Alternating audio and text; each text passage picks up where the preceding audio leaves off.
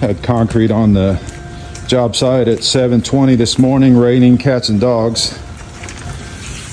And we poured the back half. And then once the rain stopped a little bit, we poured this front half and the 2 garage lips.